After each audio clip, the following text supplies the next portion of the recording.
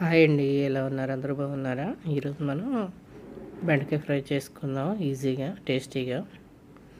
బాండీ పెట్టి దాంట్లో ఆయిల్ వేడి చేసి దాంట్లో తాలింపు దినుసులు వేసుకోండి. ఆవాలు, పచ్చెనపప్పు, సాయమినపప్పు, జీలకర్ర వేసి కొంచెం ఫ్రై అయిన తర్వాత వెల్లుల్లిపాయలు 2 దంచి వేసుకోండి. తర్వాత కొంచెం కరివేపాకు వేసుకోండి. ఇది బాగా ఫ్రై చేసుకుందాం.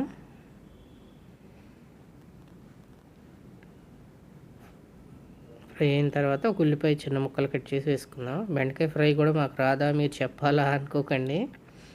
బ్యాచిలర్ పిల్లలకి, కొత్తగా పెళ్ళైన వాళ్ళకి, వాళ్ళ కోసం చెప్తున్నాను. వాళ్ళకి తెలియదండి పాపం.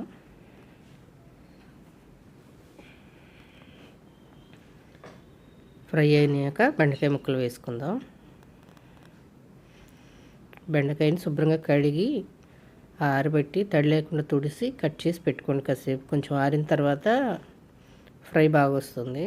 వెంటనే కడగగానే కట్ చేస్తే తడి ఉండి జిగురు జిగురుగా వస్తుందండి, బంక వస్తుంది.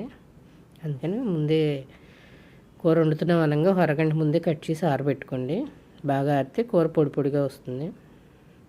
బాగా వేగిన తర్వాత 1 స్పూన్ ఉప్పు, 2 స్పూన్లు కారం వేసుకుందాం. ఇది ఇంట్లో చేసుకున్న కారం అండి. 2.5 స్పూన్లు వేసాను, చిన్న స్పూను.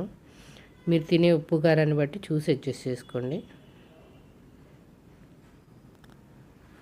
బాగా వేగిన తర్వాత పల్లీలు వేయించి పెట్టుకుని పల్లీల పొడి వేసుకుందాం. కొంచెం కచ్చాపచ్చాగా మిక్సీ వేసి తర్వాత పచ్చి కొబ్బరి తురిమి అది కూడా వేస్తున్నాను. పచ్చి కొబ్బరి కూడా వేసి బాగా కలపండి. ఫ్రై అయిన తర్వాత ఉప్పు చూసుకుని